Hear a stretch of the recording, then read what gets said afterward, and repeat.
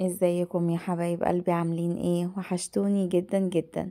النهارده بقى جايبه لكم وصفه كفته الفراخ. عايزه اقول لكم بتكات واسرار خطيره والطعم بجد يتجنن. انا هبه ابراهيم، بنعمل وصفات سهله جدا وبسيطه. لو عجبك فيديوهاتنا ما تنسيش تدوسي لايك وشير وسبسكرايب لقناتنا. هنا عندي بصل جبته في الكبه وفرمته كده فرم ناعم. انا عايزاه كده يبقى مفروم في فرم ناعم. تمام. بعد ما فرمناه كده بالشكل ده، جبنا المصفى بتاعتنا، جبنا بولة وحطينا فيها مصفى، وجبت البصل بتاعي وصفيته كويس جدا من اي مية من اي سوائل. اهم حاجة اضغطيه كويس كده بالشكل ده. انا بوريكي كل حاجة عشان تبقي وانتي بتعملي وبتطبقي يطلع معاكي مظبوطة جدا. صفينا كل الكمية، وده حوالي نص كيلو من البانيه.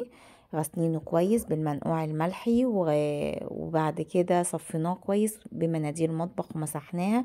برضو مش عايزين فيها ولا نقطة مية.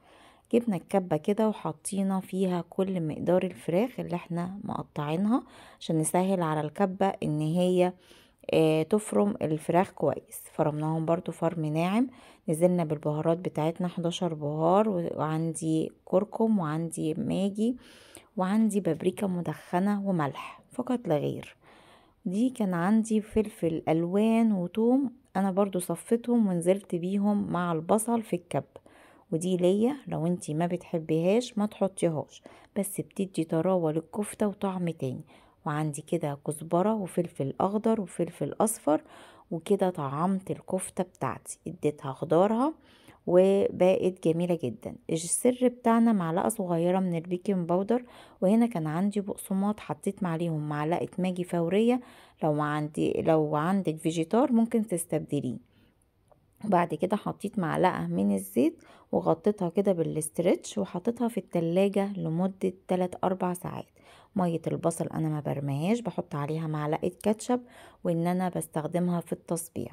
تاني يوم كده او بعد 3 ساعات هاتيها كده، بتكون جمدت معاكي. عشان الكفتة ما تفكش معاكي وما تقوليش دي سايحة، امشي على الخطوات اللي انا بقولك عليها. بدأت ان انا اصبع الكفتة بالشكل ده، وعندي الجريلا بتاعتي دهناها كده اي مادة دهنية، ورحت مصبعاها على اي سيخ عندك. ولو عندك الشيء اللي هي السيخ بتاعت الخشب صبعي عليها عادي. بدأت ان انا اخلص كل الكمية بالشكل ده وعلى نار متوسطة. احطها كده، واول ما تاخد اللون الذهبي الخطير ده هقلبها كده من الجنبين. ولو عندك بقى فحماية ولعيها، يا سلام، كأنك شوياها على الفحم، بتبقى تحفة. بدأت ان انا اخلص كل الكمية. عايزة اقولك ما شاء الله كان عامل لي كمية كبيرة جدا وبألف هنا. ولو عجبتك وصفتنا ما تنسيش تدوسي لايك وشير وسبسكرايب لقناتنا.